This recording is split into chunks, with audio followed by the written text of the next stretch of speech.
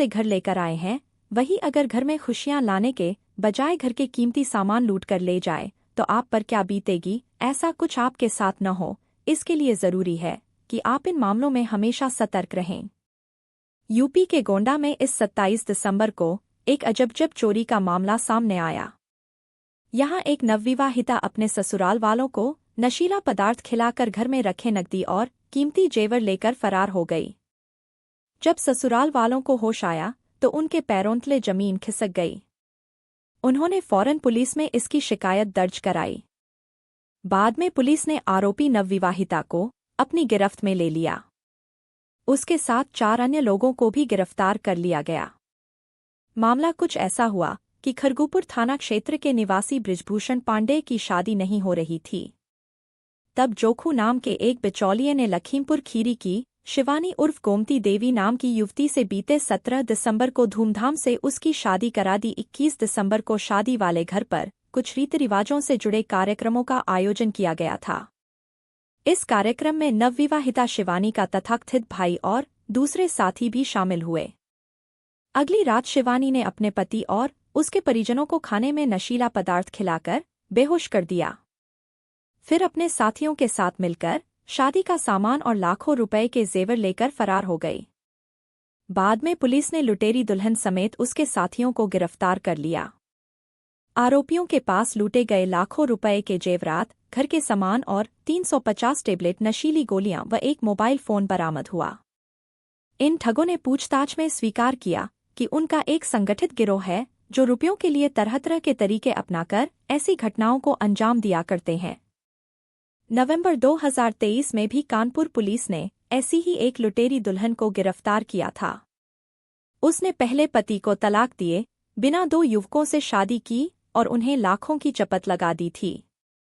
शातिर महिला के शिकार हुए तीसरे पति ने महिला की असलियत जानने के बाद पुलिस से शिकायत की यह महिला सरकारी नौकरी वालों को शिकार बनाती थी और फेसबुक पर दोस्ती का झांसा देकर शिकार को फंसाती थी।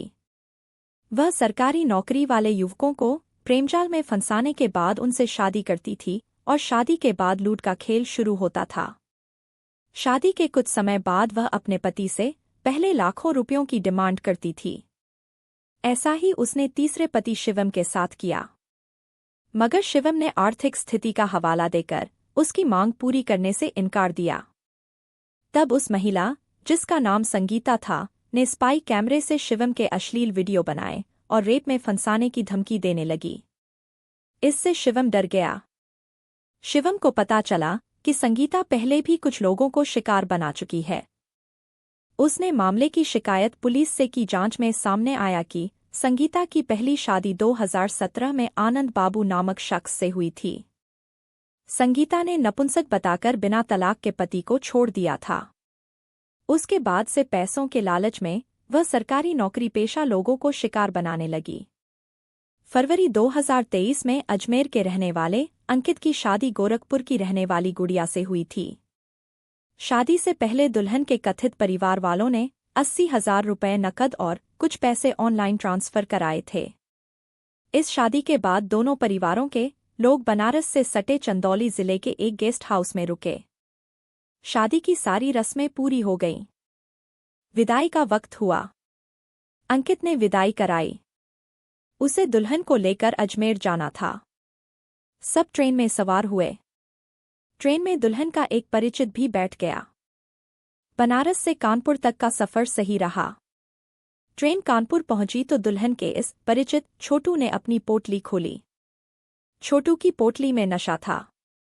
उसने अंकित और अंकित के घर वालों को चाय व नमकीन में न बेहोश कर दिया। फिर सामान वगैरह लूटकर दुल्हन अपने साथी छोटू के साथ फरार हो गई। परिवार की बेहोशी टूटी तो उन्हें पूरा मामला समझ में आया और थाने में रिपोर्ट लिखाई गई। बाद में लुटेरी दुल्हन पुलिस की गिरफ्त में आई। इस युवती को दुल्हन बनने का इतना शौक था कि वह हर महीने एक दूल्हे को फंसा कर उससे शादी करती थी और उसके बाद माल लेकर अपने साथियों के साथ फरार हो जाती थी। दिसंबर 2022 में जयपुर पुलिस ने भी दिल्ली से एक लुटेरी दुल्हन को गिरफ्तार किया था, जिसने जुलाई 2022 में शादी की थी। शादी के बदले में दूल्हे के परिवार से 3 लाख रुपए लिए गए थे।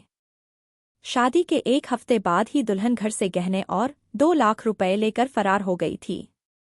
पुलिस ने इस मामले में 2 लोगों को भी गिरफ्तार किया था, जिनका काम ही शादी के नाम पर लोगों को ठगना था। इन सभी मामलों में ठगी का ट्रेंड लगभग एक जैसा रहा है।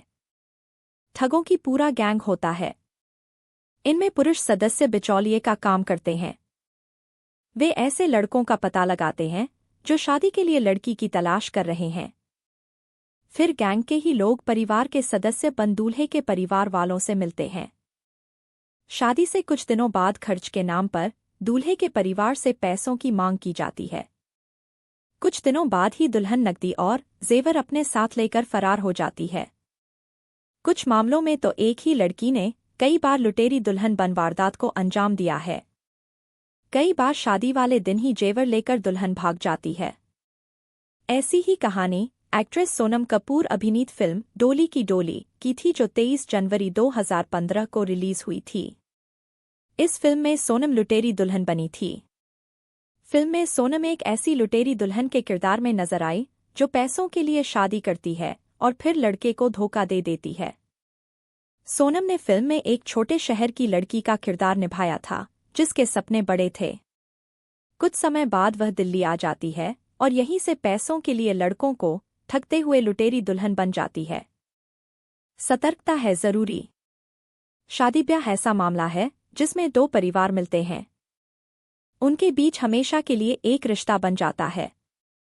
इस रिश्ते की डोर सोच समझकर ही किसी के हाथों में देनी चाहिए। अचानक कभी इतने बड़े फैसले नहीं लेने चाहिए, खासकर जब सामने वाला परिवार आपका परिचित नहीं है। पहले उस परिवार के बारे में दूसरों से खोज कर लीजिए।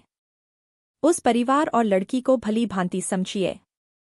जब तक सही इन्फॉर्मेशन न मिले, शादी करने की जल्दी मत कीजिए। धोखे से बचना है तो सतर्कता बहुत जरूरी है।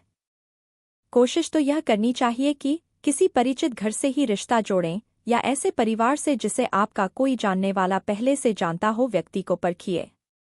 उसके बाद ही शादी के लिए हाँ बोलिए। वीडियो अच्छा लगे तो सब्सक्राइब करना ना भूले। धन्यवाद।